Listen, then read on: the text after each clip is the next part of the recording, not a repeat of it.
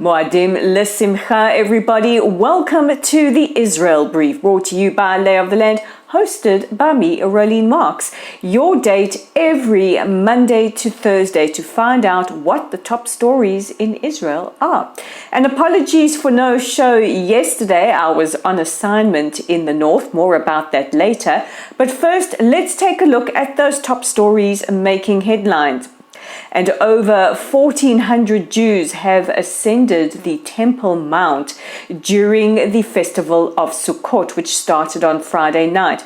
Now, Jews are allowed on the Temple Mount, albeit at certain times and not allowed to overtly pray. This is to maintain what we call the status quo on the Temple Mount, which is seen by many Muslims around the world as an extremely sensitive site. So to ensure calm, Israel makes sure that whatever is happening on the Temple Mount, the freedom to ascend, is respected.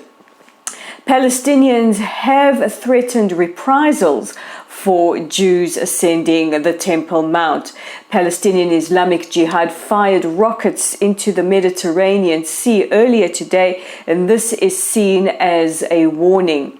Meanwhile, the group calling themselves Rebel Youth, who have been responsible for organizing the riots that have taken place along the border between Israel and Gaza over the last couple of weeks, have said that they will renew their riots and said that the brutal Zionist crimes must not go unpunished.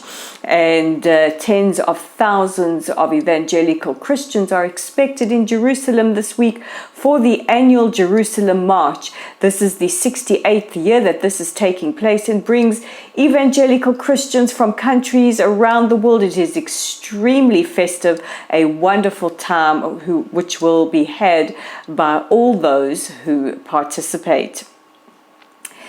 And after years of no ministers going to Saudi Arabia because Israel has not normalized ties yet, this week the second minister in as many weeks is visiting the Islamic Kingdom. The Minister of Communications, Shlomo Karhi, becomes Israel's second minister to visit Saudi Arabia. He is there as part of the UN's Conference on Postal Services. Earlier today, Minister Karhi, as a minion of the Israeli delegation, attended prayers, Sukkot prayers, and quite something special to have them face Jerusalem from Saudi Arabia and hold up a Torah scroll and perform the rituals and traditions as part of Sukkot. Meanwhile, U.S. Secretary of State Antony Blinken is expected in Saudi Arabia following a visit to Israel this week to discuss normalization. And it is also believed that the IDF are currently discussing and reviewing what normalization with the Saudis could look like for security. And on the subject of normalization talks, has Israel been conducting COVID talks with Mauritania?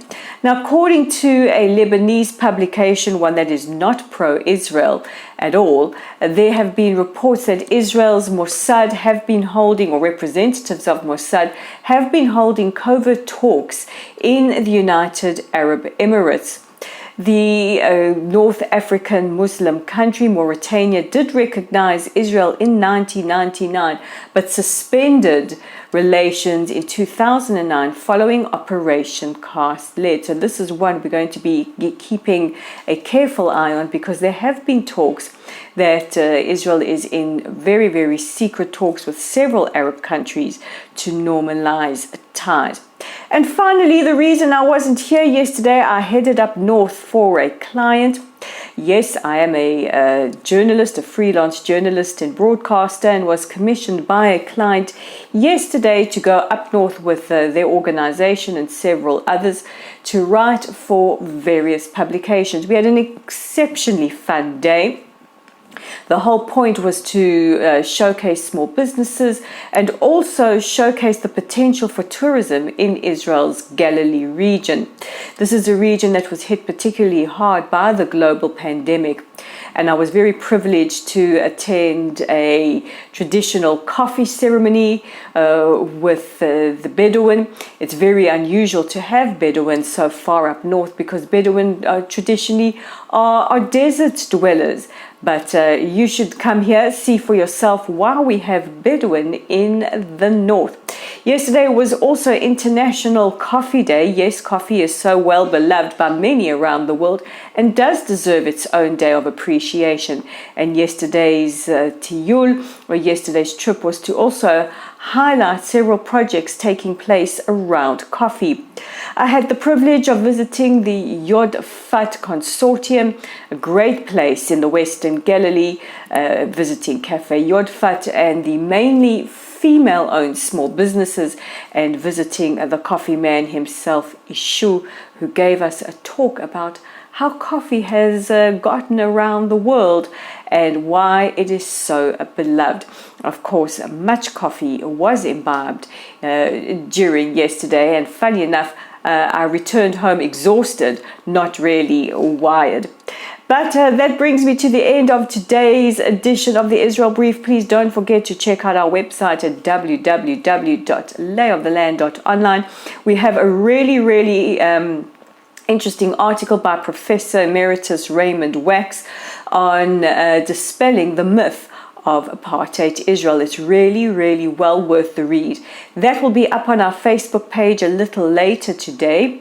So if you haven't visited us at Lytle's site, please do so. Give us a like, a follow, share our content. Help us get past these Facebook censors. Our YouTube channel, as always, is at the Israel Brief. If you like our content, click on that red subscribe button, and we're on X at Lay of the Land 5. I'm Rolly Marks, wishing you all a wonderful rest of your day, and I'll check in with you tomorrow for your top stories.